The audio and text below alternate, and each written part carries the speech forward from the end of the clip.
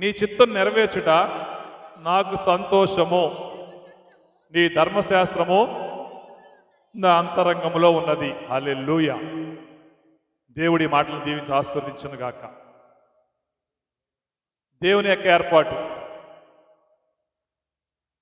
యేసుక్రీస్తు ప్రభుల వారి ఎడల తండ్రి అయిన దేవుని కలిగి ఉన్న ఆలోచన ఇది. ఏ ఆలోచన కలిగి ఉన్నాడమ్మా? ఈయన చెప్తున్నాడు, యేసుక్రీస్తు ప్రభుల వారు చెప్తున్న మాట. పుస్తకపు చుట్టలో అంటే ఈ పరిశుద్ధ గ్రంథములో యేసుక్రీస్తు ప్రభుల వారి గురించి రాయబడిన సంగతులు ఉన్నాయి. తండ్రి అయిన ఆలోచన రాయబడిన సంగతులు అంటే తండ్రి యొక్క ఆలోచన ఈ పుస్తకంలో కనపడుతుంది, ఈ వాక్యంలో కనపడుతుంది. హల్లెలూయా. తండ్రి యొక్క ఉద్దేశం ఆయన కలిగి ఉన్నాడంట. తండ్రి కలిగిన ఆలోచన బట్టే ఆయన వచ్చాడండి ఇక్కడికి. ఈరోజు మట్లాద్వారం కదా, యేసుక్రీస్తు ప్రభుల వారి గురించి ఒక విషయాన్ని క్లుప్తంగా కొన్ని విషయాలు మనం జ్ఞాపకం చేసుకుంటే, రాయబడిన ప్రకారంగా నేను వచ్చాను. ఆయన ఎందుకు వచ్చాడంట? రాయబడిన ప్రకారం అంటే తండ్రి యొక్క ఆలోచన ప్రకారంగా వచ్చాడు. తండ్రి అయిన దేవుని ప్రకారంగా ఆయన ఈ లోకంలో పుట్టాడు. తండ్రి యొక్క ఆలోచన ఏంటి? ఆయన ఆలోచన ఏం ఆలోచన కలిగి ఉన్నాడంట? చూస్తే లేఖనాలు చూస్తేనమ్మా, పరిశుద్ధ గ్రంథంలో మత్తయి సువార్తలో కొన్ని రిఫరెన్స్ మీకు చెప్తా, అంటే క్లుప్తంగా మీకు అర్థం కావటానికి. చాలా సంవత్సరాలు మనం వింటూనే ఉన్న వాక్యాలు. ఆయన ఇచ్చిన సమయాన్ని బట్టి కొద్దిగా మనం జ్ఞాపకం చేసుకుందాం. ఆయన రాయబడిన సంగతి ఏంటంటే, రాయబడిన సంగతి మొదటి అధ్యాయం మత్తయి సువార్తలో 22వ వచనం ఈ విధంగా ఉంది. ఏంటది?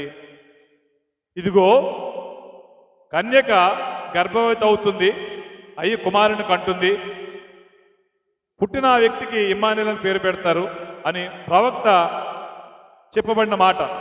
తండ్రి అయిన దేవుడు తన సేవకుడి ద్వారా పలికిన మాట, పుట్టక ముందే చెప్పిన మాట. ఈ మాట ఎక్కడ చెప్పబడుతుంది?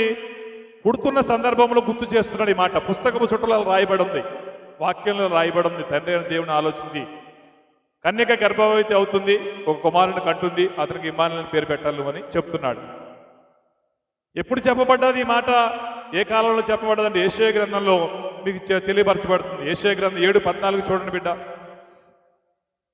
యెషయా గ్రంథంలో 7వ అధ్యాయం 14వ వచనంలో కూడా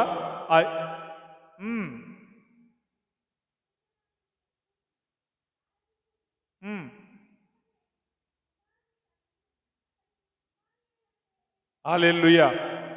ప్రభు ఒక సూచన మీకు చూపిస్తాడు. ఇది ఆలకించండి, ఇది వినండి మీరు. కన్యక, ఒక స్త్రీ వివాహం అవ్వకూడదు, పురుషుడిని ఎరగకుండా మొత్తం బంద్ చేసేయమ్మా, ఆమె ఒక కుమారుని కంటుంది అని ఎప్పుడు చెప్పబడ్డది?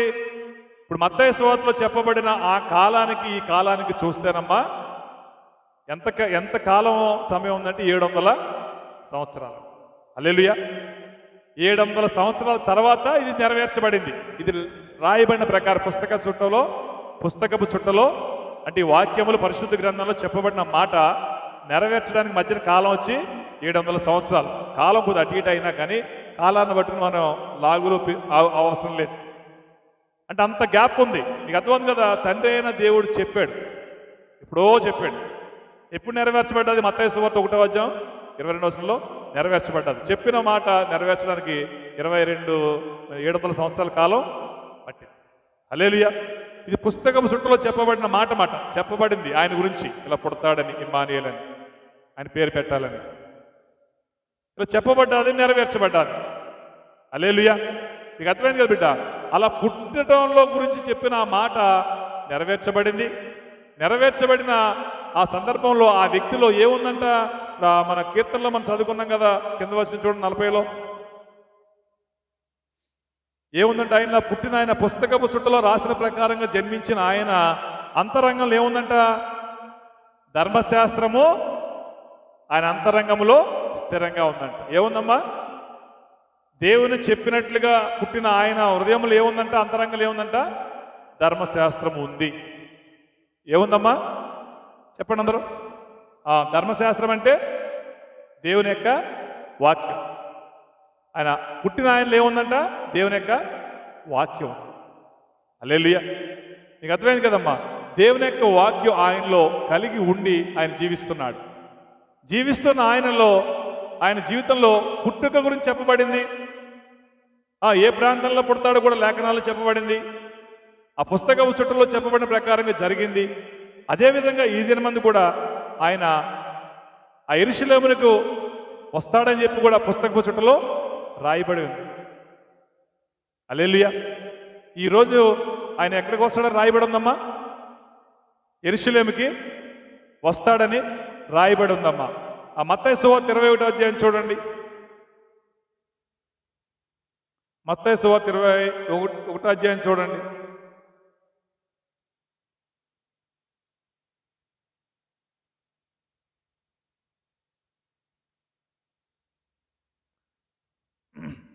హల్లెలూయా. మీకు అర్థమైందమ్మా? మత్తయి సువార్తలో 21వ అధ్యాయంలో చూసినట్లయితే పుస్తకం చుట్టలో రాయబడినట్లుగా ఇక్కడ జరిగినట్లు మనం చూస్తాం. 5వ వచనం చూడండి.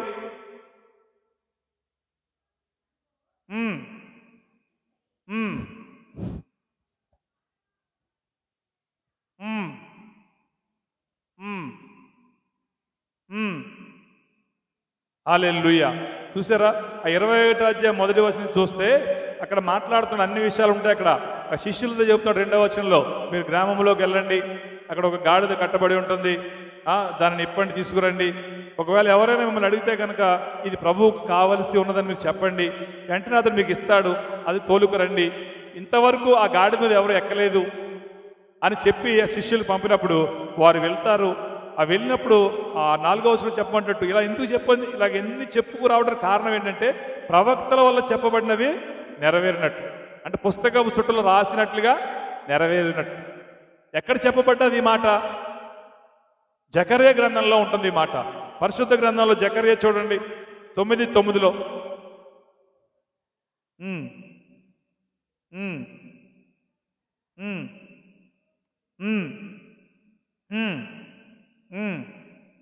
రక్షణ గలవాడును దీనుడునై గాడిద పిల్లనెక్కి ఎద్దగొచ్చుచున్నాడు. జకర్యా గ్రంథంలో చెప్పబడిన ఆ మాట, ఆ ప్రవక్తల ద్వారా సేవకుల ద్వారా చెప్పబడిన మాట, పుస్తకపు చుట్టలో చెప్పబడిన ఆ మాట ఈ పరిశుద్ధ గ్రంథంలో మత్తయి సువార్త 21వ అధ్యాయంలో ఈ 5వ వచనంలో నెరవేర్చినట్టుగా మనం చూస్తాం. ఈ రోజు నెరవేర్చబడింది. మీకు అర్థమవుతుంది కదా ఇవన్నీ ఎందుకు చెప్పుకురావడం జరుగుతుందంటే పుస్తకపు చుట్టలో రాయబడిన ప్రకారంగానే జరుగుతాయని. మీకు అర్థమైందా కాన్సెప్ట్? వాక్యములో ఉన్నదాని ప్రకారంగానే సృష్టి అంతా జరుగుతుంది. హల్లెలూయా. యేసుక్రీస్తు ప్రభువు వారి గురించి పుస్తకపు చుట్టలో రాయబడి ఉంది, అంటే వాక్యములో రాయబడి ఉంది. సేవకుల ద్వారా ప్రవక్తల ద్వారా ప్రవచించిన ప్రవచనాలు ఉన్నాయి. ఎప్పుడో ఆయన పుట్టక ముందు 700 సంవత్సరాల క్రితం చెప్పబడ్డది. ఆయన పుట్టాడు మత్తయి సువార్త 1వ అధ్యాయంలో.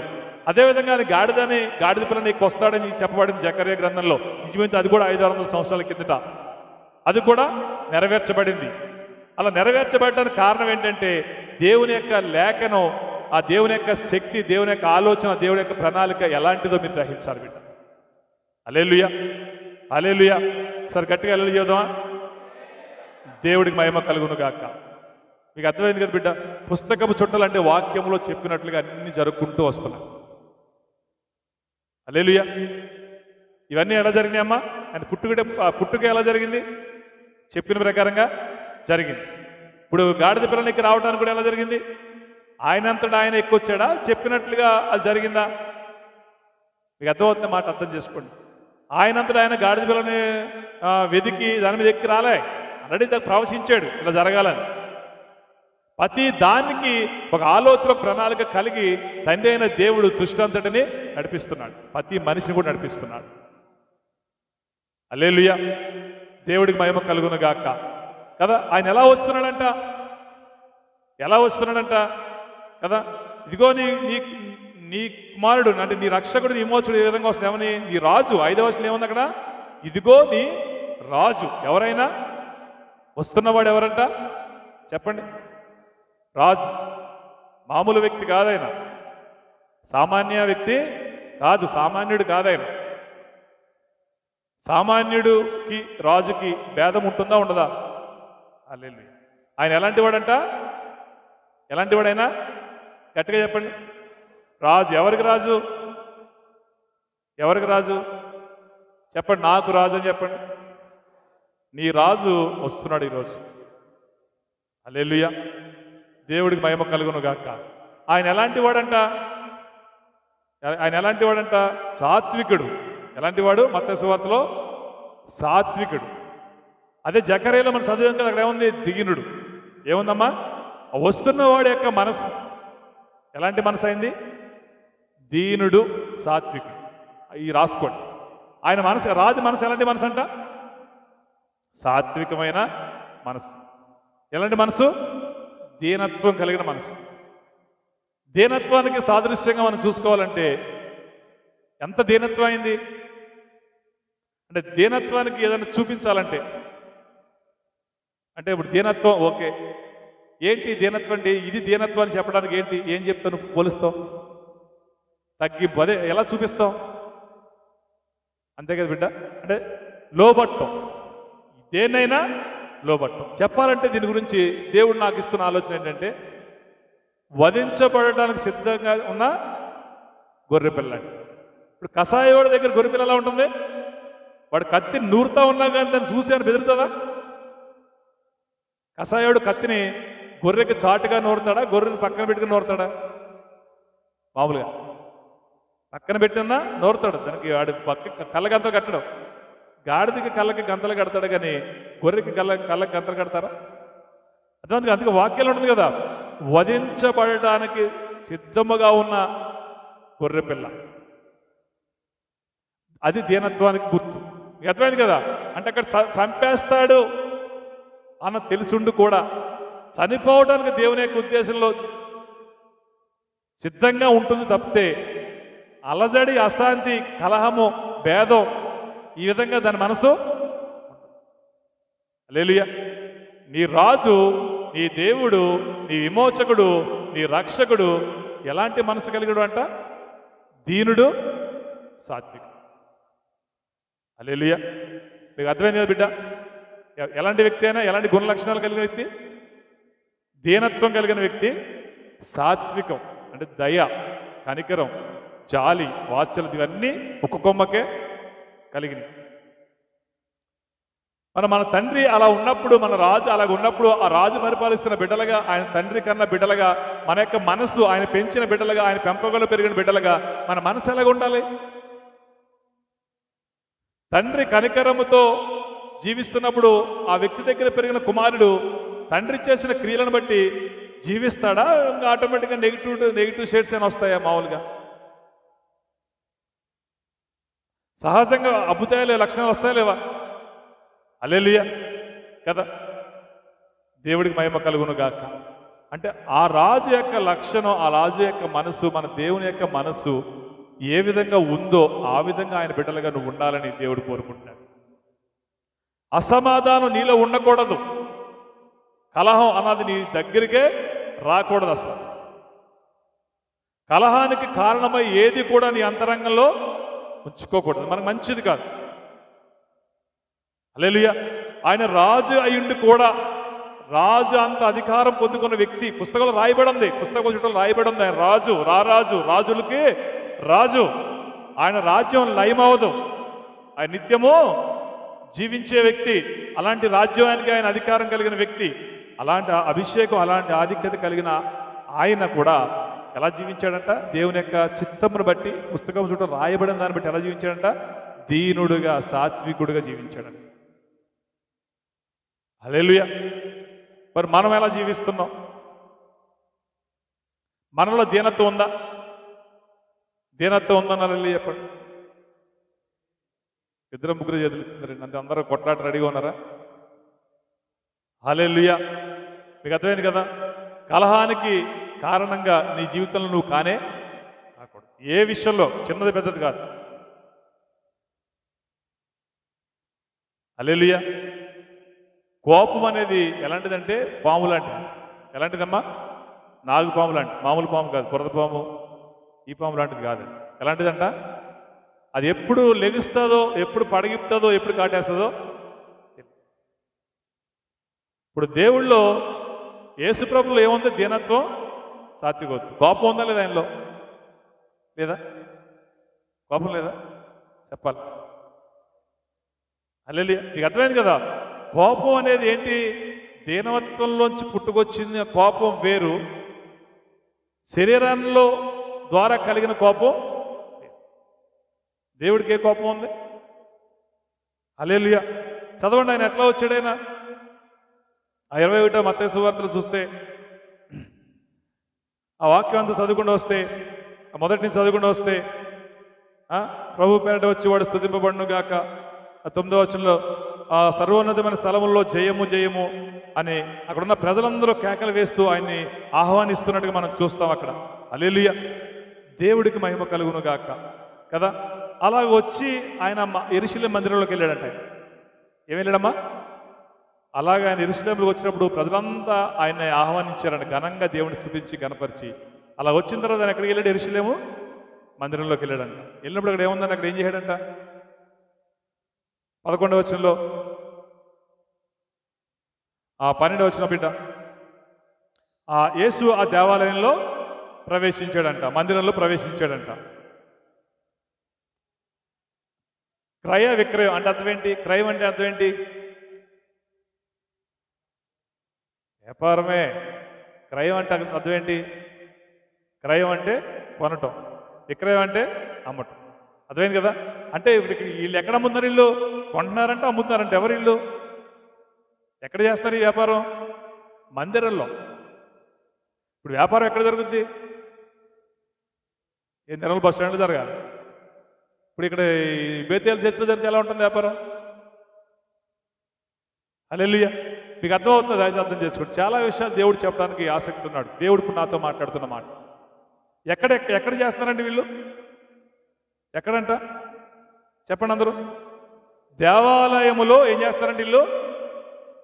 వ్యాపారం చేస్తారు. దేవాలయములో వ్యాపారం చేస్తున్నారంట. దేవాలయంలో వ్యాపారం చేస్తున్న వారిని దేవుడు చూశాడంట. పుస్తకపు చుట్టలో రాయబడిన ప్రకారముగా వచ్చిన వ్యక్తి ఈయన దాన్ని చూశాడంట. పుస్తకపు చుట్టలో ఏం రాయబడి ఉంది? నా మందిరము ప్రార్థనా మందిరం అనబడును, అది పరిశుద్ధ మందిరం అనబడును, అనేక జనులకు ఆశ్రయపురముగా. మందిరం గురించి చాలా ప్రాముఖ్యంగా, ప్రశస్తంగా, పరిశుద్ధంగా లేఖనాలు పుస్తకం చుట్టూ రాయబడినవి ఉన్నాయి. ఉన్నాయా లేవా? ఉన్నాయా లేవా? మీకు అర్థమైంది కదా? మందిరం గురించి ఏం రాయబడి ఉన్నాయి? మందిరం చాలా పరిశుద్ధమైంది, ప్రశస్తమైనది, ఘనమైనది, విలువైనది. ఎన్నో విషయాలు మన కీర్తనలో మందిరం గురించి చూస్తాం. అర్థమైంది కదా? అలాంటి పరిశుద్ధంగా ఉండవలసిన ఆ మందిరం, ఘనంగా ఉండాల్సిన ఆ మందిరం, ఉన్నతంగా ఉండాల్సిన ఆ మందిరంలో ఏం జరుగుతుంది? వ్యాపారం జరుగుతుంది. ఈ వ్యాపారం అని ఆయన ఎలా గురించాడు? ఆయన అంతరంగంలో ఏముంది? 40 కీర్తనలు చదువుకున్నాం కదా. ఆయన అంతరంగంలో ఏముంది? ధర్మశాస్త్రం ఆయన అంతరంగంలో ఉంది. ఆయన అంతరంగంలో ధర్మశాస్త్రం ఉన్న వ్యక్తిగా ఆ మందిరంలోకి రాగానే అక్కడున్న పరిస్థితులు చూడగానే ఈయనకి ఏమనిపించింది? బాధ అనిపించింది. కారణం ఏంటి? అంతరంగంలో ఉన్న ధర్మశాస్త్రం ఏం చెబుతుంది? పరిశుద్ధంగా ఉంటుంది మందిరం అని చెబుతుంది. మీకు అర్థమవుతుంది మాట? మందిరం ఎలా ఉంటుందని చెబుతుంది అంతరంగం. ధర్మశాస్త్రం ఏం చెబుతుంది? వాక్యం ఏం చెబుతుంది? పరిశుద్ధంగా ఉంటుంది. హల్లెలూయా. అనేక జనములకు ఆశ్రయపురంగా, ప్రార్థనా మందిరముగా ఉంటుంది. మందిరముగా ఉంటుంది. అనేక జనములకు మేలు చేసే విధంగా, సమాధానం ఇచ్చే విధంగా, ఆదరణ ఇచ్చే విధంగా, నెమ్మది ఇచ్చే విధంగా, సంతోషం కలిగించే విధంగా అదొక పరిశుద్ధ మందిరంగా ఉంటుందని ఆ ధర్మశాస్త్రం రాయబడి ఉంది. రాయబడి ఉన్న ధర్మశాస్త్రం ఆయన అంతరంగంలో ఉంది. ఉన్న దానిని బట్టి, ఇక్కడ చూస్తున్న దాన్ని బట్టి రెండు ఎక్కడ పొత్తు కలవట్లే, సింక్ అవ్వట్లే. ధర్మశాస్త్రంలో వేరే చెబుతుంది, వాక్యంలో వేరే ఉంది, ఇక్కడ చూస్తేనేమో వేరే ఉంది. మీకు అర్థమైంది లాజిక్? దేవుడు చెబుతున్న మనం అర్థం చేసుకో. వాక్యంలో వేరేగా ఉంది.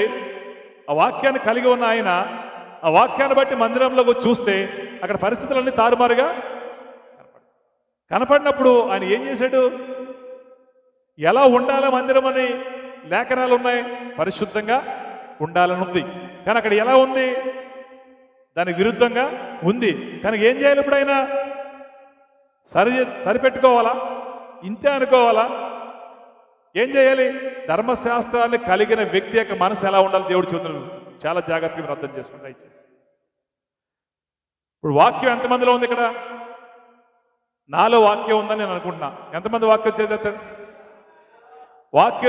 వాక్యం నాలో ఉంది అన్న వాళ్ళు చేతులెత్తండి. పైకెత్తండి. స్టీఫెన్ సాగెత్తున్నాడండి.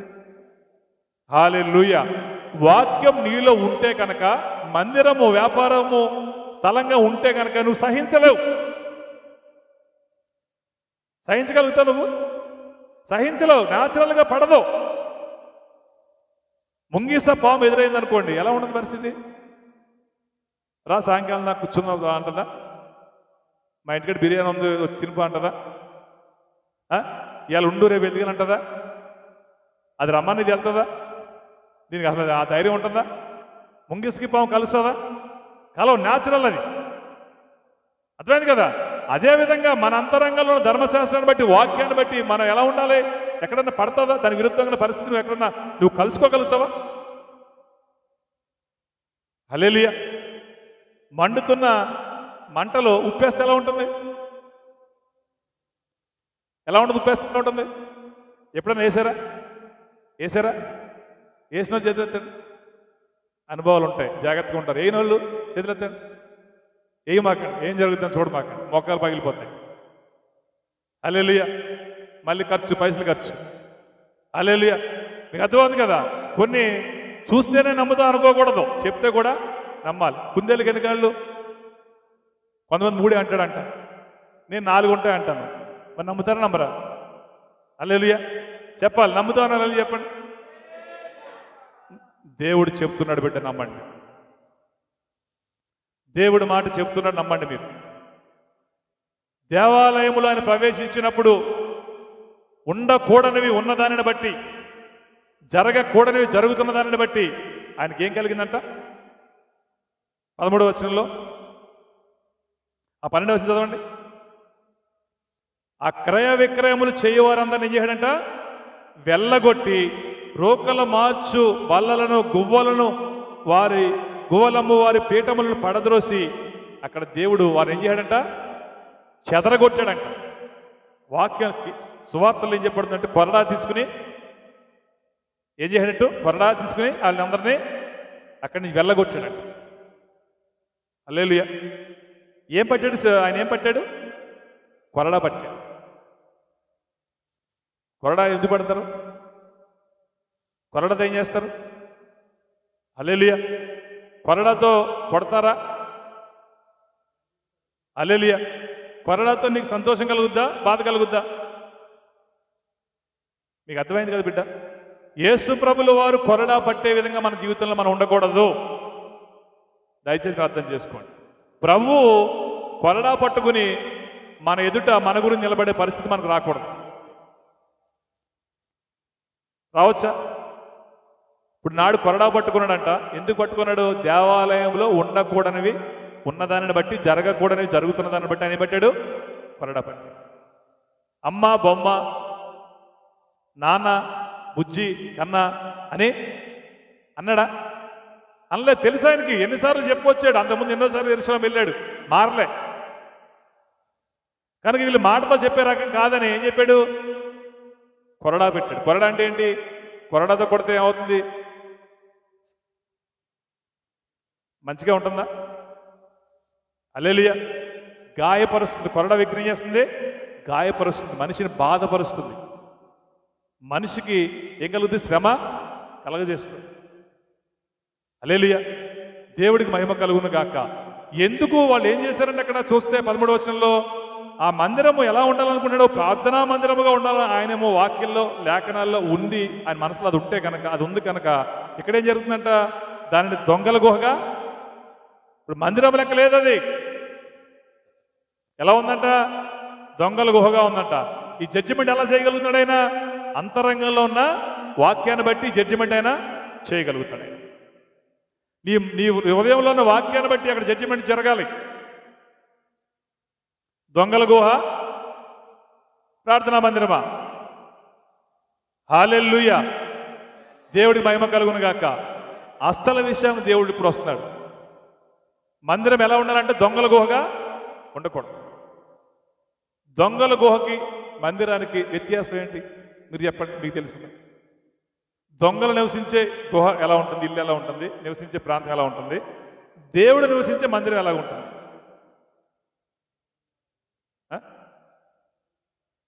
అదే గుహలో అంటే వాడున్న ప్రాంతం ఎలా ఉంటుంది, దేవుడు ఉన్న ప్రాంతం ఎలా ఉంటుంది? అర్థం ఏంటంటే ఇక్కడ చెప్పబడిన మాట ఏంటంటే దొంగ నివసించే ప్రాంతం ఎలాగ ఉంటుంది, ఇల్లు ఎలాగ ఉంటుంది, దేవుడు నివసించే ఇల్లు ఎలాగ ఉంటుంది?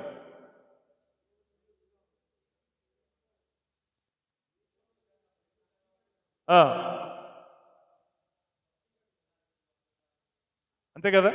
ఎలా ఉంటుంది దొంగల గుహ? ఎలా ఉంటుంది? దొంగల గుహలో ఉన్నది వాడి సొంతం ఏమైనా ఉంటుందా? వాడి సొంతం కష్టార్జిత ఏమైనా ఉంటుందా? బీరెల నుంచి తెచ్చిన సామాను, వెంకటాపురం తెచ్చిన సామాను, మెండూరు తెచ్చిన సామాను, అదే కదా. యావత్తుంది ఎక్కడెక్కడి నుంచో దోసుకొచ్చింది పెట్టుకున్నాడు, అనుభవిస్తాడు. అంతే కదా. హల్లెలూయా. అంటే అది అర్థం ఏంటంటే ఆశించకూడదు ఆశిస్తాడు, చేర్చుకోకూడదు చేర్చుకుంటాడు, అసలు తీసుకోకూడదాన్ని తీసుకుంటాడు. మీకు అర్థమవుతుంది అనుకోండి సింపుల్గా. మీకు అర్థమైందమ్మా? దొంగల గుహ ఎలా ఉంటుందంట? దొంగ నివసించే గుహ, దేవుడు నివసించే మందిరం. హల్లెలూయా. దాన్ని బట్టి దేవుడు కోపం వచ్చింది. నా మందిరం ఇలా ఉండాలి, నాది ఇది. ఈ మందిరం ఎవరిదే? నాది. నా మందిరం ఇలా ఉండాలని నా లేఖనాలు, నా పుస్తకం చుట్టూ చెప్పాను, అయినా కానీ వీరే దాన్ని ఫాలో అనుసరించట్లు చేయట్లేదని ఒక బాధ, వేదన వచ్చింది. కనుక అక్కడి నుంచి వాళ్ళందరినీ చెదరగొట్టాడు, కఠినంగా ప్రవర్తించాడు. అసలు విషయానికి వస్తున్నాడు దేవుడు. పరిశుద్ధ గ్రంథంలో ఇప్పుడు అదే మాట ఒకసారి చూడండి. ఇక్కడ ఏముంది? అక్కడ 12వ వచనంలో ఏముంది? దేవాలయము అండర్లైన్ చేసుకోండి, సరిపోద్దాం. దేవాలయము అండర్లైన్ చేసుకోండి. దేవాలయములో దేవుడు ప్రవేశిస్తున్నాడు. దేవాలయం అంటే ఏది ఇప్పుడు చెప్పండి గట్టిగానండి. ఇప్పుడు దేవాలయం అంటే ఎవరు ఇక్కడ చెప్పండి, నేనే అనండి. నమ్ముతున్నారు లేదా మాట? నువ్వే దేవాలయం. ఈరోజు దేవుడు నీలో ప్రవేశించాలని ఇష్టపడుతున్నాడు. హల్లెలూయా. దేవుడు నీలో ప్రవేశించడానికి ఇష్టపడుతున్నాడు ఈరోజు. రారాజుగా, దావీదు కుమారుడిగా, తండ్రి అయినా పంపిన కుమారుడిగా ఈరోజు నీలో ప్రవేశించడానికి ఇష్టపడుతున్నాడు. ఆయన వస్తున్నాడు ఈరోజు. అలాంటి వచ్చాడు, ఈరోజు చూస్తున్నాడు. ఈరోజు ఆ రోజు చూస్తే అక్కడ వ్యాపారం చేసే వాళ్ళు కనపడ్డారంట, కోపం వచ్చింది ఆయనకి. మరి ఈరోజు ఈ దేవాలయంలో ఆయన చూడగానే ఏం కనపడుతున్నాయి? మీకు అర్థమైంది మాట? అర్థమైన చెప్పండి. దేవాలయమైన నీలో దేవుడు వచ్చినప్పుడు, చూస్తున్నప్పుడు నీలో ఆయనకి ఏం కనపడాలి? సాత్వికత నీలో ఉందా? దీనత్వం నీలో ఉందా? ఇప్పుడు దేవుడు అది చూస్తాడా చూడ్డా? సాత్వికులు వారు, మీకు అర్థమైంది కదా, పరలోక రాజ్యాన్ని స్వతంత్రించుకోవాలి అన్న మనసును కలిగి ఉన్నట్లయితే, అంటే పరలోక రాజ్యములు నువ్వు చేరాలి, ఆ సన్నిధిలో ఆయన ముఖ దర్శనం పొందుకోవాలి, ఆ పరిశుద్ధుల మధ్య ఎల్లప్పుడూ నేను జీవించాలి అన్న మనసును కలిగి ఉన్నట్లయితే, ఈ దీంట్లో ఏముంచుకోవాలి? దేవాలయంలో ఏముంచుకోవాలి చెప్పండి, చెప్పాలి గట్టిగా చెప్పండి అందరూ. సాత్వికం ఉంచుకోవాలని వాళ్ళు అల్లు చెప్పండి, చేతులెత్తి. దానికి విరుద్ధమైన తొలగిపోవును గాక. దానికి విరుద్ధమైనది ఏదైనా ఉందనుకోండి, దేవుడు ఏం చేస్తాడో కొరడా తీసుకుంటాడు. కారణం ఏంటంటే దేవుడు నిన్ను కట్టుకున్నాడు.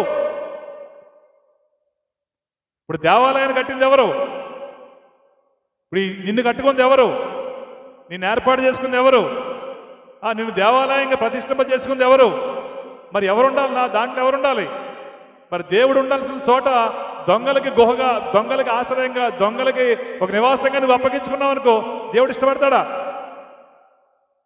హల్లెలూయా. మీకు అర్థమైంది ఈ మాట? ఇప్పుడు నువ్వు ఎలా ఉండాలి? నిన్ను ఏర్పాటు చేసుకున్న యేసుక్రీస్తు ప్రభువు వారికి అనుకూలమైన పరిస్థితిలో నీ హృదయం ఎలా ఉండాలి? అనుకూలంగా ఉండాలి. దయచేసి అర్థం చేసుకోండి. మీకు అర్థమైంది లేదు ఈ మాటలు?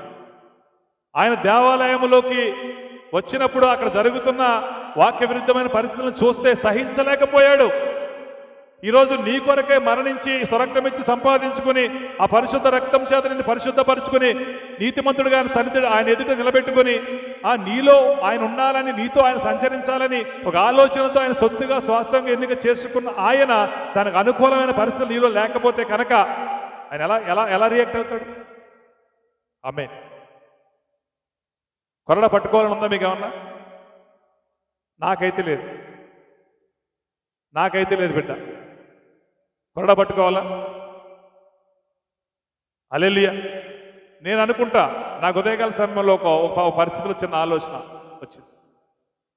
వెంకటాపురం చేసిన స్థలం వస్తుంది అంటే చిన్నపిల్లల పరలోక రాజ్యంలో ఎవరు వెళ్తారంట? నేను అనుకుంటాను సలోమమ్మ లాంటి వాళ్ళే పరలోక రాజ్యం వెళ్తారు. ఆమె మనసు డిఫరెంట్, ఆమె యొక్క అంతరంగం డిఫరెంట్. ఆమె ఖచ్చితంగా పరలోక రాజ్యం వెళ్తారు. హల్లెలూయా. ద్వేషం కానీ, కోపం కానీ, ఆవేశం కానీ, ఆశయం కానీ, విద్రోహం కానీ, కీడు కానీ ఇలాంటి మనసు ఆమెకి తెలియనే. హల్లెలూయా. మీకు అర్థమైంది కదా బిడ్డ? దయచేసి అర్థం చేసుకోండి. అంతరంగములో దేవుడికి నివాసంగా నువ్వు ఉండాలని దేవుడు నిన్ను ఏర్పాటు చేసుకున్నాడు బిడ్డ. దానికి అనుకూలంగా ఉండాలి. హల్లెలూయా. దేవుడికి మహిమ కలుగును గాక. దొంగ నివసించే విధంగా మన అంతరంగం ఉండకూడదు. దేవుడు నివసించే విధంగా నీ అంతరంగం ఉండాలి. దొంగల గుహగా నీ హృదయం ఉండకూడదు. దేవుడు నివసించే ఆలయంగా ఉండాలి. దేవుడికి మహిమ కలుగును గాక. మీకు అర్థమైన ఈ మాట అర్థమైన లేదు? చాలామంది ఇలాగా చెప్తే ఆనాడు యేసుక్రీస్తు ప్రభువు వారు కొరడా తీసుకుని గద్దించినప్పుడు అక్కడ ఉన్న వాళ్ళందరూ ఏమయ్యారంట? యేసుప్రభుని పిచ్చి పట్టినట్టుగా, అంతే కదా, పిచ్చోడు అన్నట్టుగానే అపహాస్యం చేస్తే తప్పితే మేము తప్పు చేస్తున్నాం మన రియలైజేషన్ వాళ్ళకి రాలే. అయ్యో ఇది మందిరం కదా, చేయకూడదు కదా, అవును కదా, ఇది సత్యమే కదా, ఇన్ని రోజులు మనకి ఎవరు చెప్పేటోడు లేడు, మనకు తెలియపరిచేవాడు లేడు కనుక మనం ఇలా జీవించాం. అవును ఈ మందిరం పరిశుద్ధంగా ఉండాలి కదా, ధర్మశాస్త్రం చెబుతుంది కదా, అంటే లేఖనం చెబుతుంది కదా, పుస్తకం చుట్టంలో రాయబడి ఉంది కదా, ప్రార్థనా మందిరంగా ఉండాలి, దేవుడు నివసించే మందిరం పరిశుద్ధంగా ఉండాలి చెబుతుంది కదా, తప్పు చేస్తాం కదా, మారు మనసు క్రమపరుచుకునే మనసు వాళ్ళు రాలే. హల్లెలూయా. మీకు అర్థమైంది కదా? దేవుడు యొక్క మాట ఎలా ఉంటుందంటే నీకు దాన్ని సరిచేసే విధంగా ఉంటుంది తప్పితే దీన్ని తప్పుని కప్పిపెట్టే విధంగా మాట. రెండు విషయాలు దేవుడు గుర్తు చేశాడు నాకు ఉదయకాల సమయంలో. కొంతమంది ఇలాంటి మీద ఆసక్తి ఉంటారు, అసలు మీద ఆసక్తి ఉండరు. పరిశుద్ధ గ్రంథంలో ఇర్మీయా గ్రంథంలో 32-33 చూడండి. కొన్ని విషయాలు చూసుకుందాం బిడ్డ. 32వ అధ్యాయం 33వ వచనం. 33 ఇక్కడ పెందలకాడే లేసంట దేవుని బిడ్డలైన వారికి బోధిస్తే వారు ఆయన చెప్పిన బోధ, దేవుని సేవకులు చెప్పిన బోధ విన్నవారు ఏం చేయలేదంట, అంగీకరించక పోయారంట. ఏం చేస్తారంట? ఆయన చెప్పేవాడు తట్టు ముఖం చూపించకుండా ఏం చేస్తారంట? ఇప్పుడు నేను ఏదన్నా బుద్ధి చెప్పాడు అనుకోండి, ఎవరన్నా ఇప్పుడు నేను వెనకాల తిరిగాను అనుకోండి, ఇప్పుడు అర్థమేంటి? సరే చెప్పేవాడు సరిపోదు వెళ్ళిరా అన్నట్టుగా చెప్పకనే అంటే బొమ్మనక ఏం పెడతారంట? పొగ పెడతారు. హల్లెలూయా. ఇక అర్థమే కదా, చెప్పలేడు బొమ్మని, కానీ ఏం చేస్తాడు? పొగ పెడతాడంట. ఆ పొగతో ఏమైపోతాడికి? ఉక్కిరి బిక్కిరి అయిపోతాడు. పొగ ఏమవుతుంది మనిషిని? ఉక్కిరి బిక్కిరి. అక్కడ ఉండనివ్వదు, అక్కడ ఉండలేడు. వీడి నోటంటే చెప్పలేడు, వీడు పొమ్మనలేడు, వీడికి ధైర్యం రాదు, ఆ యథార్థ తిడిలో ఉండదు. కానీ ఏం చేస్తాడు? పొమ్మనగా పొగ పెట్టినట్టుగా పక్క నుంచి పొగ పెడతాడు. హల్లెలూయా. కొంతమందికి దేవుడి మాటలు చెప్పినప్పుడు వినరంట. వెనక ఏం చేస్తారంట? వినే స్వభావంగా అలా ఉండరంట. అంటే వినే రీతిలో ఉండకుండా ఏం చేస్తారంట వెనకకి? అంటే అర్థం ఏంటి? నువ్వు వెళ్ళరా సరిపోద్ది నీ మర్యాద అన్నట్టు. హల్లెలూయా. నీకు అర్థమవుతుంది కదా బిడ్డ? నువ్వు వెళ్ళిరా నీ మర్యాద సరిపోతుందంట. అదే పరిశుద్ధ గ్రంథంలో ఇర్మీయా చూడు 2:27 కొన్ని విషయాలు మీకు తెలియపరచడం దేవుడు ఇష్టపడతాడు బిడ్డ. 2:27 2వ అధ్యాయంలో 27వ వచనం చూడండి. ఉమ్. దేవుని వైపు వారు ముఖం తిప్పుకోరంట, వీపున తిప్పుకుంటారంట. అయినా ఏం చేస్తారంట, ఆపత్కాలంలో అంటే ఆపద వచ్చినప్పుడు మమ్మల్ని రక్షించమని. హల్లెలూయా. చూసారా ఎంత మనిషి స్వార్థం ఎలా ఉంటాడో. దేవుడు చెప్పినప్పుడు ఏమో ఆలకించడంట, వెనక్కి తిరుగుతాడంట. కానీ ఒక సమయం ఆపద వస్తుందంట, అప్పుడు ఏం చేస్తాడంట, మళ్ళీ ముఖం తిప్పుకుని ప్రభువా నాకు సహాయం చేయడం. ఇది కరెక్టేనా? కరెక్ట్ అని వాళ్ళు చెప్పండి. హల్లెలూయా. మీకు అర్థమవుతుంది కదా, అలా చేయవచ్చా? దేవుని స్వభావం అలా ఉంటుందా? పుస్తకం చుట్టలో ఏం రాయబడి ఉంది? దేవుని మాటకు సంపూర్ణంగా నువ్వు విధేయత చూపించాలి. కానీ అలా అనుకోరంటే వీళ్ళు. దేవుని మాట చెప్పినప్పుడు వినరు. అదే ఇర్మియా 3:5 చూడండి. అక్కడ ఇలా అనుకుంటారంట వాళ్ళు. ఏమనుకుని ఎప్పుడు కోపగిస్తాడంటే ఆయన. 4వ వచనం చదవండి. నా తండ్రి చిన్నప్పటి నుండి నాకు నువ్వు చెలికాడువే కదా, నాకు దగ్గరగా తెలుసున్నాడువే, చిన్నప్పటి నుంచి చూస్తున్నా నేను అని ఆయన మొరపెడతాడంట. ఏమని? నృత్యం కోపిస్తావా, నిరంతరం కోపం చూపుతావా అని అని ప్రార్థన చేస్తాడంట. ఏది ఎప్పుడు కోపం చూపిస్తావు ప్రభా, క్షమించు అంటాడంట. పశ్చాత్తాపంతో ప్రార్థన చేస్తాడంట. పశ్చాత్తాపంతో ప్రార్థన చేస్తూ కూడా ఏం చేస్తాడంటే వీడు దుష్కార్యాలు. ఏముందమ్మా అక్కడ? దుష్కార్యములు అంటే దుష్టుడి కార్యాలు. చూసారా? ఇది మరి ఇన్నేమనాలి? సరే, తప్పు చేశాడు, తెలియక చేశాడు, తెలుసో చేశాడు, అవివేకంతో చేశాడు, అజ్ఞానంగా చేశాడు, సరిగ్గా అర్థం కాక చేశాడు, జ్ఞానం లేక చేశాడు, ఎదగక చేశాడు, ఎవడు బట్టో చేశాడు అనుకుందాం. ఇలాగా ఎవడో ప్రేరేపించాడు, మోసం చేశాడు అనుకుందాం. అయిపోయింది. ప్రభువా నన్ను క్షమించు, దెబ్బతిన్నాం, బాధపడ్డాం, బాధ వచ్చింది, శ్రమ వచ్చింది, ఇబ్బంది వచ్చింది, తెలుసుకున్నాం. అప్పుడు ఏం చేయాలి? ప్రభువా నన్ను క్షమించు, ఇక ముందు నేను సహవాసం చేయను, దుష్టుడి సహవాసం చేయను. దుష్టులు ఏమన్నాడు కీర్తన మొదట్లో? దుష్టుల ఆలోచన చెప్పనా నేను నడవను ప్రభువా, పాపుల పార్కు నేను నిలవను ప్రభువా, అపహాసుల చోటు నేను కూర్చోను ప్రభువా, ఇక ముందైనా నేను దివారాత్రంలో నీ వాక్యాన్ని ధ్యానిస్తాను ప్రభువా, నా అంతరంగంలో వాక్యాన్ని ఉంచుకుని జీవిస్తాను ప్రభువా అని పడలవుతా. పడ్డంట, అలా పడంట. ప్రార్థన చేస్తాడు, సహాయం కావాలని కోరుకుంటాడు, మేలు కోరిక ఎదురు చూస్తాడు. కానీ చేసే మాత్రం దుష్కార్యాలు అంటే దుష్టుడు కార్యం. అంటే లోకానుసారంగా జీవిస్తూనే ఉండి దేవుని దగ్గరకు వచ్చి ప్రభువా నాకు సహాయం చేయమంటే అది ఎలా ఉంటుంది? అది హల్లెలూయా. బొందబెట్టి సహాయం అడిగినట్టు ఉంటుంది. అంతే కదా? నువ్వేం చేస్తావు? ఆ వ్యక్తిని బొందలో పెట్టేస్తావు, పోయి సహాయం అడుగుతున్నావు, చేయగలుగుతాడా? ఆ వ్యక్తిని ఇరుకులో పెట్టేస్తావు, సహాయం అడుగుతావు, చేయగలుగుతావా? మీకు అర్థమవుతుంది కదా? అసలు అది క్రమమా? హల్లెలూయా. క్రమములో లేని వారిని దేవుడు ఏమాత్రము, క్రమముతో కూడిన జీవితం మనకు ఉండాలి. అందుకే దేవుడు అంటాడు, అక్రమము చేయువారిలారా. హల్లెలూయా. మీకు అర్థమైందా? క్రమము చాలా ప్రాముఖ్యం మన విశ్వాసంలో. మందిరము ఎలా ఉంటుంది? క్రమముతో కూడిన పద్ధతులు ఉంటాయి మందిరంలో. ఎలా ఉంటాయి? ఒక క్రమముతో కూడా కూడిన పద్ధతులు. అంటే పరిశుద్ధ స్థలం, అతి పరిశుద్ధ స్థలం, బలిపీఠం, గంగాలం, ఇలాగ ఆవరణ, ఇలాగ ఎన్నో రకాల పద్ధతులు. ఒక క్రమం అంటే ఒక క్రమముతో కూడిన జీవితం నువ్వు ఉండాలి. అదే కదా, నువ్వు స్వతంత్రుడివే, దేవుని బిడ్డవే, కానీ ఏదంటే అది చేయటం నీకు కుదరదు, నీకు మంచిది కాదు. హల్లెలూయా. దేవుడికి మహిమ కలుగును గాక. మీకు అర్థమైంది కదా బిడ్డ? దయచేసి అర్థం చేసుకోండి. అదే మాట దేవుడు చెప్తున్న మాటను చూస్తే కొంతమంది కొన్ని మాటలు చెప్తారు మాట, దాన్ని మనం ఏం చేస్తాం? నమ్మేస్తాం, తొందరగా నమ్మేస్తాం. మంచికి అలవాటు పడటం కంటే చెడుకు తొందరగా పడరా? మంచి కంటే చెడు తొందరగా ఆకర్షిస్తుంది. బుద్ధి చెప్పేవాడంటే మనకి ఇష్టం ఉండదు, పగబడతారంట. ఏముంది ఇరవై గ్రంథంలో? ఎవరన్నా దేవుడి మాటలు చెప్తే ఏం చెప్తారు? పగబడతారు. పట్టారా లేదా? పరిశుద్ధ గ్రంథంలో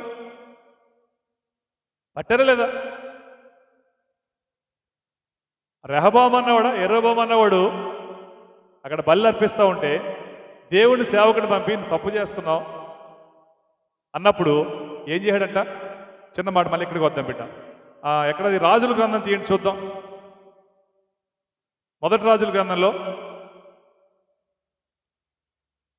పరిశుద్ధ గ్రంథంలో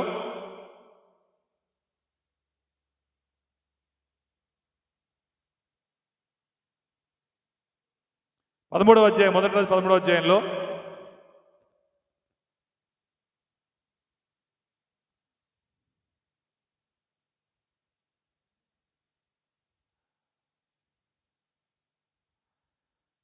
అక్కడ చెప్తా వస్తాడు. అక్కడ చదవండి, మొదటి నుంచి మైక్ తీసి చదవండి.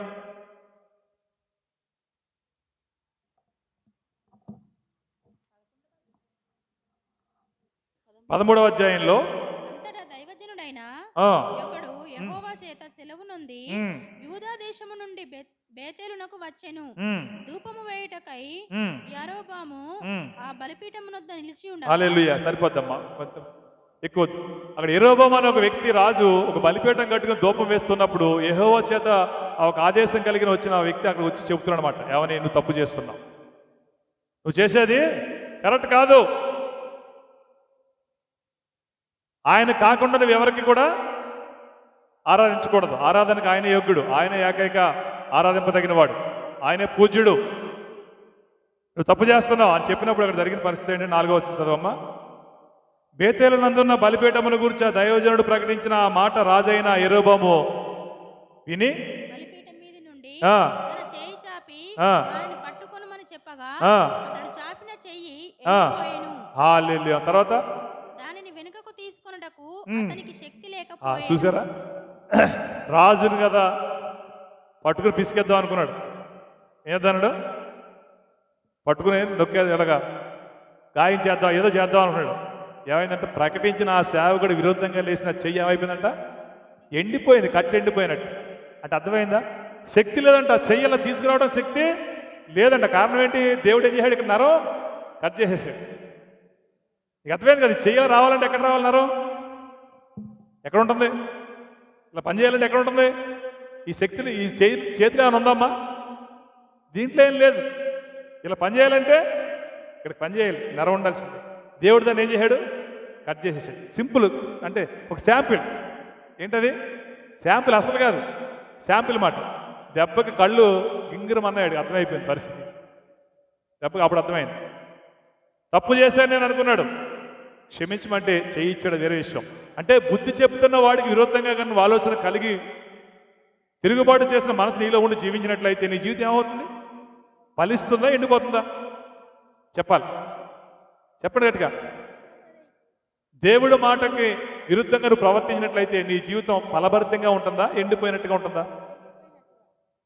దయచేసి అర్థం చేసుకోండి.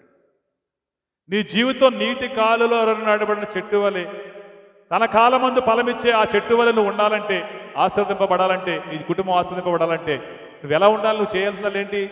దేవుడు చెప్పిన మాటని చెయ్యాలి. ఆలయంగా ఎంచుకున్న నీలో దేవుడు ఉండటానికి అనుకూలమైన పరిస్థితులు నువ్వు ఏం చేయాలి? సిద్ధపాటు కలిగి నీలో దేవుడు ఉండే అంత అనుకూలమైన పరిస్థితి నీలో ఉండాలి. హల్లెలూయా. మీకు అర్థమైంది లేదా? కొంతమంది అలా ఉంటారంట. ఏం చేస్తారని తెలుసా? పరిశుద్ధ గ్రంథంలో యెహెజ్కేలు చూడండి. బుద్ధి చెప్పేవాడి మీద పగబడతారు ఇలాగా. కానీ కొంతమంది ఎలా ఉంటుందంటే యెహెజ్కేలు 22వ అధ్యాయం 28వ వచనం.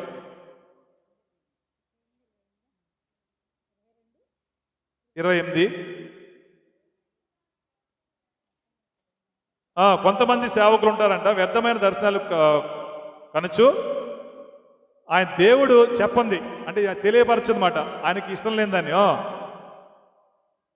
దేవుడు మాకు చెప్పేశాడని వట్టి సోదిగాళ్ళు సోదిగాళ్ళు ఎలా చెబుతారు? సోది చెప్పేటోళ్ళు. చూసారా? ఇక్కడ ఏంటంటే జనులు ఏం కడుతున్నారంట?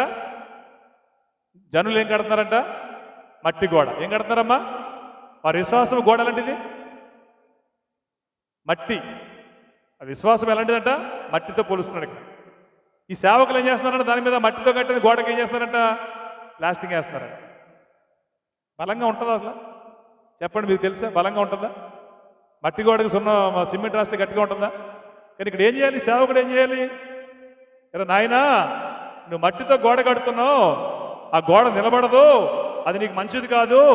రేపటి రోజున నువ్వు లోపల నిద్రిస్తావు, ఏ తుఫాను వస్తుంది, ఏ భూకంపం వస్తుంది, లాతూరులో వచ్చినట్టు. లాతూరులో మీకు గుర్తుందా? మహారాష్ట్రలో ఒకసారి వచ్చింది కదా భూకంపం. లాతూరే కదా, లాతూరే అనుకుంటా, నాకు గుర్తే నోటెడ్ పడిపోయింది పదం అది. మహారాష్ట్రలో ఒకసారి వచ్చింది, ఇప్పుడు చాలా సంవత్సరం కదా. భూకంపం ఎప్పుడు వస్తుంది? చెప్పొస్తుందా? ఇదిగో పలానా రోజు, పలానా గడియ, పలానా సమయంలో భూమి ఇలా చీల్చబడుతుంది, రెక్టర్ స్కేల్ మీద ఇంత వస్తుంది, కనుక గోడలు కూలిపోతాయి, ఇల్లు కూలిపోతాయి, ఆ రోజు ఆ సమయంలో మీరు ఇంట్లో ఉండొద్దు, వాకిట్లో పడుకోండి, బయట చెట్టు కింద పడుకోండి కానీ అని చెప్పొస్తుందా? అలాంటి జ్ఞానం ఏమైనా ఉందా? అలాంటి పరిస్థితులు ఏమైనా ఉన్నాయి ఇప్పుడు? అర్థమైంది కదా. ఈ మట్టి గోడ కట్టి ఆ గోడ నాకు ఆధారంగా ఉంటుందని చెప్పాడు, సురక్షితంగా ఉండటానికి. వాడిని ఏమైనా కాపాడుతుంది మట్టి గోడ? ఎరుకో గోడలు లాంటి బలమైన గోడలే ఎరుకో ప్రజలు కాపాడలేకపోతే ఈ మట్టి గోడ నేను ఎలా కాపాడుతుంది బిడ్డ? హల్లెలూయా. నీకు అర్థమవుతా లేదా? మట్టి గోడ అలాంటి విశ్వాసాన్ని నువ్వు కలిగి ఉండకూడదు, నీకు మంచిది కాదు. నీకు క్షేమంగా నువ్వు చూసుకోకపోతే నీ జీవితం దేని కొరకు, నువ్వు నీ ప్రయాసం.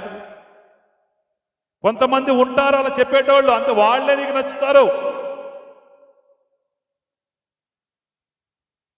ఏం కాదులే అమ్మా, రేపు రోజున నువ్వు ఇలా చెప్పేవంటానికి కూడా అవకాశం ఉండదు. అడుగుతావా? అడిగిల్లి నువ్వు ఇలా చెప్పేవంటానికి నీకు ఏమనుందా? దేవుడు ఏమైనా అవకాశం ఇస్తాడా? దేవుడు ఏమన్నాడు? అన్ని నమ్మొద్దు, అన్ని ఆత్మలని నమ్మొద్దు. ఆఖరి దినాలలో, అంత్య దినాలలో చాలామంది అబద్ధపు బోధకులు వస్తారు. చాలా నీట్గానే ఉంటారు, వాక్యం సూపర్, కానీ ఎలా ఉంటుంది? పైనే స్వభావం, పై స్వరూపం అలా ఉంటుంది, కానీ స్వభావం డిఫరెంట్.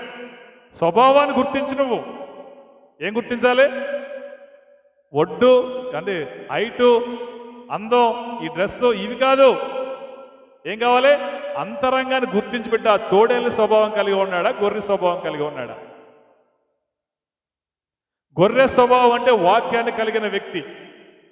వాక్యం కలిగిన వ్యక్తి వాక్యమే కనబరుస్తాడు, ఏముండదు. అద్దం ముందు నిలబడితే ఏమవుతుంది? ఆ స్వభావం వస్తుంది, వేరేది రాదు. వస్తుందా? వేషధారణ ఉండదు వాడికి.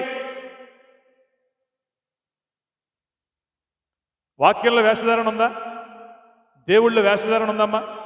వేషధారణ అర్థం ఏంటి? అసలు వేరు, ఈ వేషంతో రూపం మారిపోతుంది. 70 సంవత్సరాల్లోని 40 సంవత్సరాలు 30 సంవత్సరాలు కూడా చేసేయచ్చు. హల్లెలూయా. మీకు అర్థమవుతుంది కదా బిడ్డ? మట్టి గోడ మీద వీళ్ళు సిమెంట్ పోతా వస్తారంట. హల్లెలూయా. దేవుడు అంటున్నాడు అక్కడ, మాట్లాడిన మాట అది చదవండి అక్కడ. 20 మనం ఏం చదువుకున్నాం బిడ్డ? 22, 28, 13వ అధ్యాయం చీ బిడ్డ. 13:10 చూడండమ్మా, అదే హెస్కేల్లో.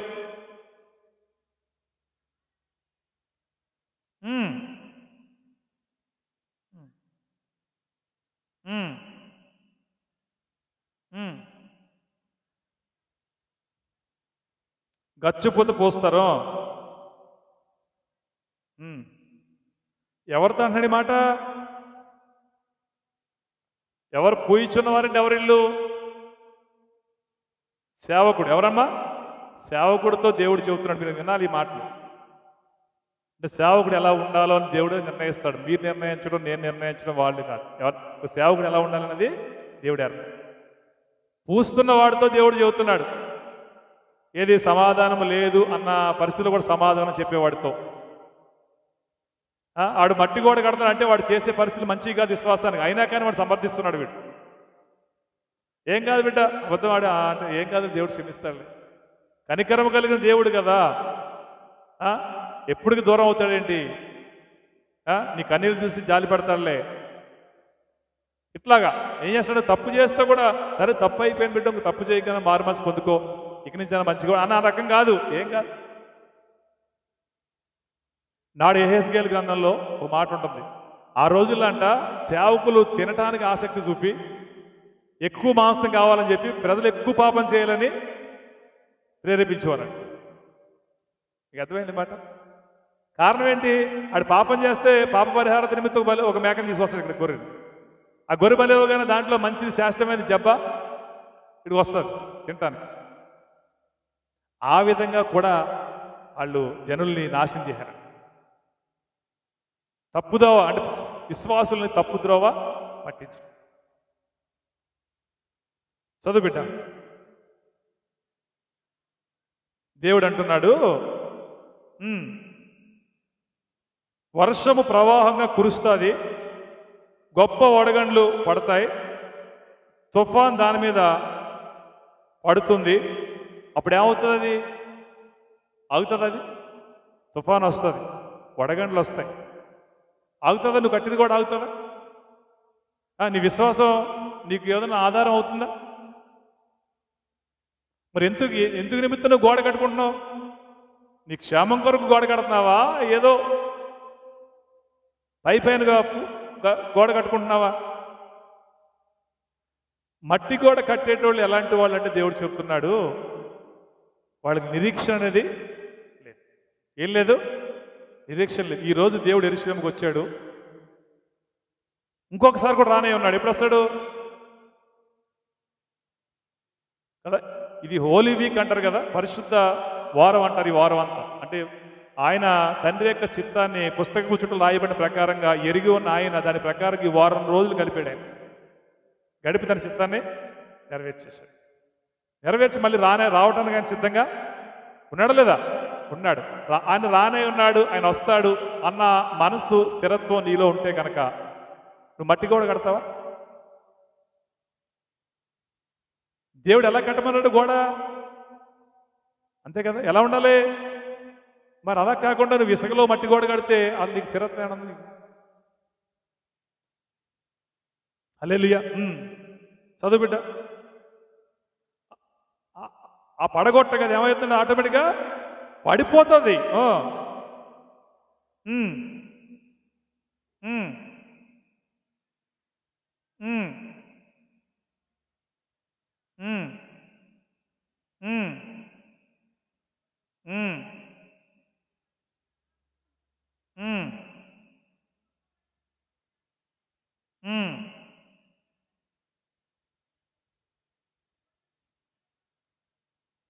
హల్లెలూయా. చూసారా? ఇప్పుడు ఏదో నీకు ఆధారం అవుతుందని, నీకు ఆశ్రయం అవుతుందని, నీకు మేలు కలగజేస్తుందని నువ్వు కట్టుకుంటున్న గోడ, విశ్వాసం అనే గోడ.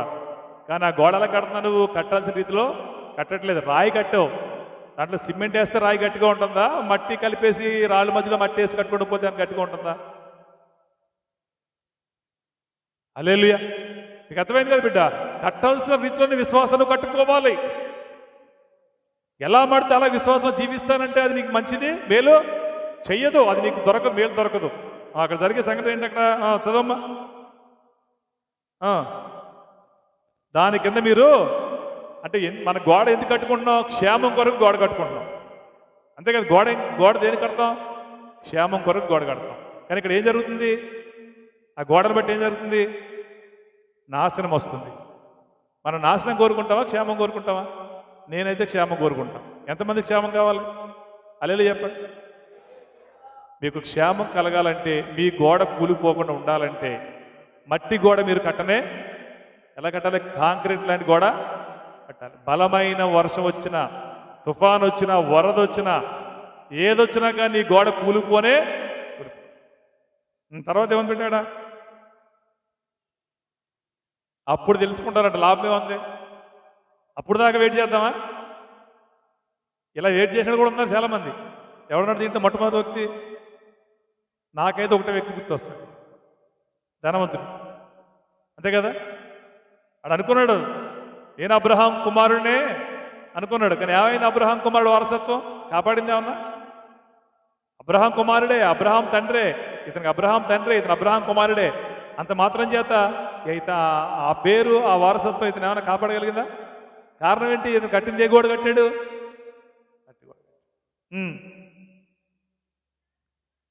ఇలాగున గోడ మీద చూసారా? ఇక్కడ మీకు అర్థమైందా? గోడ మీద గచ్చిపోత పూసిన వారి మీద. గోడ అంటే ఎవడు? విశ్వాసులు. పూసిన వాడు అంటే ఎవడు? యాజకుడు, సేవకుడు. ఇప్పుడు ఇద్దరు నాశనం అయిపోతున్నారు అక్కడ. నీకు అర్థమైంది మాట?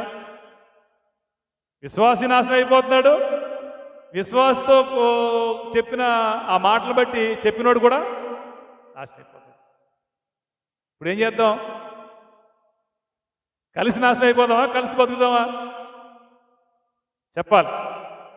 దేవుడికి మహిమ కలుగును గాక. కనుక మన మట్టి గోడ లాంటి విశ్వాసం మనకు ఉండనే, నీ పునాది బలంగా ఉండాలి బిడ్డ. కనుక సేవకులు విషయాలను తెలియపరిచినప్పుడు ఆసక్తితో దాన్ని వినేవారిగా నువ్వు ఉండాలి తప్పితే నీ వీపు వెనకకి తిప్పేవారిగా అది నీకు మంచిది కాదు. దురుద్దేశాలు మనకు ఉండకూడదు, దురుద్దేశాలు మనకు ఉండకూడదు. సేవకుడు మాట మనం వినాలి. ఇప్పుడు లేఖనాలలో చెప్పబడుతుంది, ఒక యథార్థమైన దేవుని యొక్క ఏర్పాటులో సేవ చేస్తున్న వారి యొక్క సేవకుల మాట వింటే మీరు కృతార్థులు అవుతారు. మోసం గురించి, సొంతం గురించి, సులాభాక్ష గురించి సేవకుడు మీరు కనిపెట్టలేమా? గొర్రెకి తోడలకి మీరు స్వభావం కనిపెట్టలేరా? కనిపెడతారా? కనిపెట్టలేరా? చెప్పండి. గొర్రెని తోడలు మీకు తెలీదా? రాజశేఖర్ తెలుసు కదా, మనకు తెలిసిపోతుంది కదా. దాని తెలిసింది లేదా? గొర్రె స్వరూపం ఎలా ఉన్నా స్వభావం బట్టి చెప్పగలుగుతాం కదా, అంటే తెలిసిపోద్ది కదా. అది తెలుసుకుని బతకాలని దేవుడు అంట. అది తెలుసుకుని బతికితే కనుక దేవుడికి నివాసంగా ఉండాల్సిన ఈ అంతరంగం దొంగలకు నివాసంగా ఉండనే ఉండదు. హల్లెలూయా. నీకు అర్థమైంది కదా బిడ్డ? అలాంటి మనస్సు, అలాంటి వివేకం, అలాంటి ఆలోచన కలిగి ఉన్నట్లయితే నీ జీవితంలో సాతానుకి చోటు అనేదే ఉండదు. దుష్క్రియలు చెయ్యలేవు కూడా. బురద అవుతుందని తెలిసి బురదలో కాలేస్తావా? ఎంతమంది వేస్తారు చెప్పాలి? ఎంతమంది గడి ఉంది? ఎంతమంది గడి కానీ, నిర్మా కానీ, ఇంకేమున్నాయి కంపెనీ బ్రాండెడ్లు? సర్ఫ్ ఎక్సెల్ లాంటి ఎంతమంది ఉన్నాయి? అంతే, అన్నీ ఉన్నాయి కదా, బురద అన్నీ ఏం కదా అనుకుంటున్నారా? హల్లెలూయా. తెలిసి బురదలో కాలేస్తామా? తెలిసి బురద ఒంటికి పూసుకుంటామా? తెలిసి పెంటని ఇంట్లో పెట్టుకుంటామా? తెలిసి పాముని తెచ్చుకుని పక్కన పెట్టుకుంటామా? చెప్పాలి. పెట్టుకుంటామని హల్లెలూయా చెప్పండి, దేవుడు దీవిస్తాడు. ఎవరికి ఇష్టం ఉండదు కదా బిడ్డ. రియాలిటీలో ఉండాలి. ఏముండాలి? రియాలిటీలో ఉండాలి. ఇవేవి నీకు క్షేమం కలగజేయవు. పాము ఇంట్లో నిద్ర పడుతుందా? ఎలకుంటేనే నిద్ర పట్టదు. ఎక్కడొచ్చి కొరుకుతుందా? ఏది నాశనం చేస్తుంది. అలాంటిది పాము ఇంట్లో ఉందని మనం చూస్తే నిద్ర పడుతుంది అడిగి. మరి పాపాన్ని పెట్టుకుని నువ్వు జీవిస్తే కనుక మరి అసలు మన విశ్వాసంలో మనకు నిద్ర వస్తుందా? హల్లెలూయా. దేవుడికి మహిమ కలుగును గాక. దయచేసి అర్థం చేసుకోండి బిడ్డ. దేవుడు దావీదు కుమారుడు మన కొరకు రానే ఉన్నాడు. ఆయన సాత్వికుడు. ఎలాంటి వాడైనా సాత్వికుడు, దీనుడు. కనుక అలాంటి మనసును కలిగి ఉండాలి. కోపం నీలో ఉండకూడదు. ఆవేశం అనేక అనర్థాలకి అన్నారా లేదా? అది నిజమా కాదా? అస్సలు పనిచేయదు మనకి. ఎంత సాత్వికంగా నువ్వు ఉంటావో, ఎంతగా నీ జీవితాన్ని తగ్గించుకుంటావో అంతగా విశ్వాసంలో బలపడగలుగుతావు, దేవుని బట్టి సంతోషించగలుగుతావు. హల్లెలూయా. హల్లెలూయా. దేవుడు అంటున్నాడు ఈరోజు, నీలో ఉన్న కోపాన్ని దేవుడు తీసేయబోతున్నాడు. నువ్వు సరెండర్ అయిపోవాలి. ఇప్పుడు డాక్టర్ దగ్గరికి వెళ్ళి రోగంతో ఉన్నప్పుడు డాక్టర్ దగ్గరికి వెళ్ళి, ప్రభువా అంటే సరే మన పరమ డాక్టర్ దేవుడు, ఇప్పుడు శరీరాన్ని బట్టి డాక్టర్ దగ్గరికి వెళ్ళి ఒక పరిస్థితిని బట్టి వెళ్ళి, ఇగో నాకు ఈ పరిస్థితి వచ్చింది, ఈ మందు నాకు ఈ ఆయింట్మెంట్ నాకు నాకు ఇంజక్షన్ పనిచేయదు, పెద్ద గోళీలు అంటే నేను మింగలేను, చిన్న చిన్న గోళీలు నాకు రాసి, ఎక్కువ ఇవ్వద్దు, 1-2 ఇయ్యి అంటే నడుస్తుందా? నువ్వు డాక్టర్ దగ్గరికి వెళ్ళటం ఎందుకు మరి? నువ్వు అడగటం ఎందుకు? నీకు నువ్వుగానే చేసుకోవచ్చు కదా మరి. హల్లెలూయా. నీకు అర్థమైందిరా? దయచేసి మరి దేవుడి దగ్గరికి వచ్చి మనం చెప్పినట్టుగా దేవుడు మనకి ఇవ్వాలని ఆలోచించేదానికంటే దేవుడు ఏమిస్తా తీసుకుందామని ఆలోచన మనకి ఉండాలి. ఆ మాట నువ్వు లోపడాలి. డాక్టర్ ట్రీట్మెంట్కి నువ్వు సహకరిస్తే నీ శరీరం బాగుంది. అలాగే దేవుడికి నువ్వు సహకరిస్తే నీ ఆత్మ అంతగా వర్ధిల్లుతుంది. హల్లెలూయా. నీ ఆత్మ వర్ధిల్లాలంటే ఎవరికి నువ్వు లోబడాలి? దేవునికి లోబడాలి. దేవునికి లోబడాలంటే దేవుడు అంటున్నాడు, నేను నీలో ఉండాలనుకుంటున్నాను బిడ్డ. నేను నీతో ఉండాలనుకుంటున్నాను బిడ్డ. అది దొంగల గుహగా కనిపిస్తుంది నాకు, దాంట్లో నేను ఉండలేను, ఇమడలేను. ఇల్లంతా చెత్తగా ఉండి, ఇల్లంతా ఒక రకమైన భరించలేని వాసనతో ఉంటే ఆ ఇంట్లో మన నిద్ర పడుతుందా? ఒక 4 రోజులు ఇంట్లో చెత్త బయట అయిపోతే ఏముందమ్మా చెప్పాలి ఆడోళ్ళు, మీకు తెలుసు బాగా. ఇంట్లో చెత్త బయట వేయకుండా వంటింట్లో పెట్టుకుంటుంది ఎలా ఉంటుంది? బాగుంటుందా? సువాసన వస్తుందా? ఇంట్లో ఉండగలుగుతారా? ఉండలేరు కదా. 4 రోజులు చెత్తగా మీరు ఉండలేరు కదా. మరి పరిశుద్ధుడు, అతి పరిశుద్ధుడు, మహామహిమతో నిండి ఉన్నవాడు, ఇంకా ఆయన గురించి చెప్పాలంటే అసలు మనకి వర్ణించలేం, వివరించలేం. ఆకాశ మహాకాశాలు పట్టజాలనంత మహిమ కలిగిన దేవుడు మరి నీలో ఉండడానికి ఇష్టపడుతున్నప్పుడు అలాంటి వ్యక్తి నీలో ఉండాలంటే ఎంత జాగ్రత్తగా ఉండాలి మన లోపల అమరిక. ఒక పెద్ద మనిషి మన ఇంటికి వస్తాడు అన్నప్పుడే ఇల్లంతా దులిపేస్తాం, కడిగేస్తాం, తుడిచేస్తాం, ఎక్కడి దగ్గర సర్దేస్తాం, గౌరవంగా మర్యాదగా వాళ్ళకి అనుకూలంగా.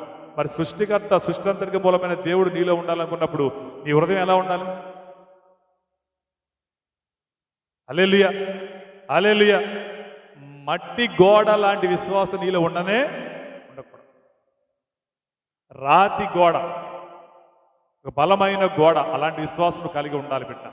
అప్పుడు దేవుడు నీతో ఉంటాడు, నీలో ఉంటాడు. హల్లెలూయా. దేవుడికి మహిమ కలుగును గాక. ఈ జీవితకాలం అంతట్లో దేవుడు చేసిన మేళ్లను బట్టి నేను మేలు చేయడం నేను అనుకున్నా. మీరు అనుకుంటున్నారా లేదా? దేవుడు మేలు చేయడానికి చేత గట్టిగా చెప్పండి. ఏ మేలు చేయడం? ఒక మేలు చెప్పండి నాకు.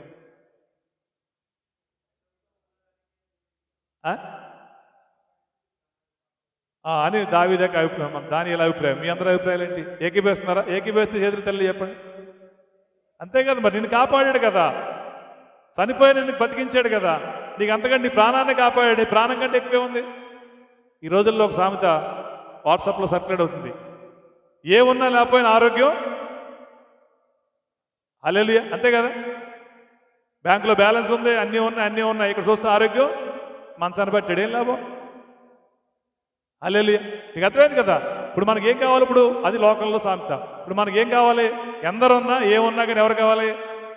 గట్టిగా చెప్పండి, గట్టిగా చెప్పండి, గట్టిగా చెప్పండి. దేవుడు మీకు దొరుకునుగాక, దేవుడు మనతో ఉండునుగాక, మనలో ఉండునుగాక. హల్లెలూయా. మనలో ఉండాలని ఆశ మంచిదే. ఆశ కలిగిన ప్రాణాన్ని మరి ఆ తృప్తిపరచుకోవాలని ఏం చేయాలి? అనుకూలంగా మన హృదయాల్ని సరి చేసుకోవాలి. హల్లెలూయా. మోసపోవద్దు. దేవుడు ఎక్కిరించబడడు. మనం ఏది ఎత్తితే మనం ఎత్తింది ఒకటి, కోయటని ఒకటి అని ఆలోచి కుదరదు. ముళ్ళ చెట్లు, కంప చెట్లు నాటి గంధం చెట్లు కోయాలని చూస్తూ ఆశ పడితే లాభం లేదు. దొరుకుతుందా? దొరకదే బిడ్డ. అర్థమైంది కదా. అది దయచేసి అర్థం చేసుకోండి. నీకు నీవుగా నీ విశ్వాసాన్ని సరి చేసుకోమని. మన ఆలోచనలు వేరు, మన ప్రవర్తన వేరు, మన జీవితం వేరు. కానీ ఆశించేది ఎక్కడ పొత్తు కలుస్తుందా? కలవదు. కొన్ని క్రమాలను అర్థం చేసుకోవాలి, కొన్ని ఆటోమేటిక్ జరుగుతాయి అంతే. మన రోడ్డుపై ప్రయాణం చేస్తున్నాం అనుకోండి, ఎలా ప్రయాణం చేయాలి? ఏ సైడ్ ప్రయాణం చేయాలి? అంతేనా? ఎడం పక్కన వెళ్ళాలా లేదా? మనం బండి మీద వెళ్తున్నా, ఎలా వెళ్ళాలి? ఎడం పక్క. అలా కాకుండా నేను కుడి పక్కన వెళ్తానే ఏంటి అంటే నడుస్తుందా స్టీఫెన్? అలా వెళ్ళొచ్చా? అది క్రమం. అర్థమైంది. క్రమాలు ఉంటాయి. ఎడం పక్కే నువ్వు వాహనం నడపాలి, ఎడం పక్కే నువ్వు నడవాలి. రోడ్డు బాగుంది కదా మధ్యలో నడుస్తానంటే ఉంటుందా? నీకు క్షేమం ఉంటుందా? నీకు అర్థమైంది కదా. నువ్వు క్రైస్తవుడే, కానీ నీకు అనుకున్నట్టుగా నువ్వు నడిస్తే కుదరదు. నువ్వు దేవుని బిడ్డవే, నీకు నచ్చినట్టుగా జీవిస్తానంటే కుదరదు. దేవుని సొత్తు నువ్వు, దేవుని స్వాస్థ్యమే, సంతోషమే. ఆ అన్నంత దాని అలా అయినంత మాత్రాన నీ ఇష్టానుసారంగా జీవించేస్తానంటే ఏముండాలంట? నీ జీవితంలో, మన జీవితంలో ఏముండాలి? క్రమము, పద్ధతులు ఉండాలి. దేవుని యొక్క పద్ధతుల్లో మనం జీవించాలి. దేవుడి మహిమ కలుగును గాక. దయచేసి అర్థం చేసుకోండి బిడ్డ. పుస్తకపు చుట్టలో రాయబడిన ప్రకారంగా ఆయన వచ్చాడు. దాని గురించి అనేక సాదృశ్యాలు మనం చూసాం. మత్తయి సువార్త 1వ అధ్యాయంలో చూసాం. అలాగే యెషయా గ్రంథంలో రాసినట్టుగా కన్యక గర్భమంది పుడతాడన్నట్టుగా ఆయన వచ్చాడు. ఆ విధంగా లేఖనాలు ఆయన అంతరంగంలో ఉన్నాయి. ఆ విధంగా వచ్చిన వ్యక్తుల లేఖనాలు ఉన్నాయి. దాని ప్రకారంగా జకర్యాలో చెప్పాడు ఈ విధంగా వస్తాడు, గాడిద మీద వస్తాడని చెప్పి. ఆ విధంగా మత్తయి సువార్త 21 చూసే ఆ విధంగా వచ్చింది. అంటే లేఖనాల్లో చెప్పబడిన ప్రకారంగా అన్ని ఆయన జీవితంలో జరిగాయి. అదేవిధంగా మన గురించి కూడా లేఖనాల్లో చెప్పబడ్డాయి. ఆ ప్రకారంగా మన జీవితంలో జరుగుతాయి, జరగాలంతే, అలాగే జరగాలంతే. హల్లెలూయా. యెషయా గ్రంథంలో ఒక మాట ముగించేసుకుందాం బిడ్డ. యెషయా గ్రంథంలో మాట చూసి ముగించేసుకుందాం. మనం ఇలా ఉండాలి, దేవుడు కోరుకుంటున్నాడు. 43వ అధ్యాయంలో 21వ వచనం. నా నిమిత్తము నేను నిర్మించిన జనులు నా స్తోత్రాన్ని ప్రశంసించే. దేవుడు అంటున్నాడు హల్లెలూయా. ఆయన నిమిత్తము, ఆయన కొరకే, ఆయన ఏర్పాటులో ఎన్నిక కాబడిన మనము ఏం చేయాలంట? ఆయన్ని స్తోత్రము చెల్లించాలి. అంటే ఆయన్ని గణపరచాలి, ఆయన్ని చూపించాలి, ఆయన్ని ప్రకటించాలి. ఏదంటే అది ప్రకటిస్తే కుదరదు, ఏదంటే అది చూపిస్తే కుదరదు. హల్లెలూయా. ఆయన స్తోత్రాన్ని ప్రచురం చేయాలంటున్నాడు. ఆయనకి ఏదైతే ఆయనకి సంతోషం కలుగుద్ది. నీ నోటంటే ఏం రావాలి? అదే నీ నోటంటే ఏం రావాలి? నీ మాట ఎలా ఉండాలి? పుస్తకపు చుట్టల్లో రాయబడిన ప్రకారంగా నీ మాట ఉండాలి. అంతేనా? చెప్పాలంటే క్లుప్తంగా అన్ని చెప్పగలిగితే సమయం సరిపోదు. ఎలా ఉండాలి? మాట ఎలా ఉండాలి? పుస్తకపు చుట్టలు అంటే వాక్యములో చెప్పబడినట్టుగా నీ మాట ఉండాలి. హల్లెలూయా. నీకు అర్థమైంది కదా? వాక్యంలో చెప్పబడినట్టుగా నీ నడక ఉండాలి, వాక్యంలో చెప్పబడినట్లుగా నీ క్రియలు, నీ ప్రవర్తన ఉండాలి. అన్ని వివరిస్తే మళ్ళీ సైన్స్ సరిపోతుంది. మీరు అర్థం చేసుకోండి. చాలా మటుకు వాక్యం వింటూనే వస్తారు చిన్నప్పటి నుంచి. హల్లెలూయా. దేవుడికి మహిమ కలుగును గాక. దేవుడు చిత్తాన్ని కనబరిచే వ్యక్తిగా, ప్రచురించే వ్యక్తిగా, స్తోత్రించి స్తుతించే వ్యక్తిగా నువ్వు ఉండాలని చెప్పి దేవుడు నన్ను ఎన్నిక చేసుకున్నాడు బిడ్డ. హల్లెలూయా. హల్లెలూయా. ఈ జీవితకాలం అంతా నీ జీవితంలో దేవుడిని కనపరిచే జీవితమే నువ్వు కలిగి, అంతకి మించి అటు ఇటు కూడా. దేవుడు ఏమన్నాడు? కుడికే కానీ ఎడమకే కానీ నువ్వు తిరగనే తిరగకూడదు. కుడి ఎడములకు తిరగవద్దని ఆజ్ఞాపించేను, ఆయన తిన్నని మార్గములో ప్రవేశపెట్టేను. కుడి ఎడములకు తిరగవద్దని ఆజ్ఞాపించేను, ఆయన తిన్నని మార్గములో ప్రవేశపెట్టేను. యేసుని మార్గము నా జీవపు మార్గము, యేసుని మార్గము నా జీవపు మార్గము.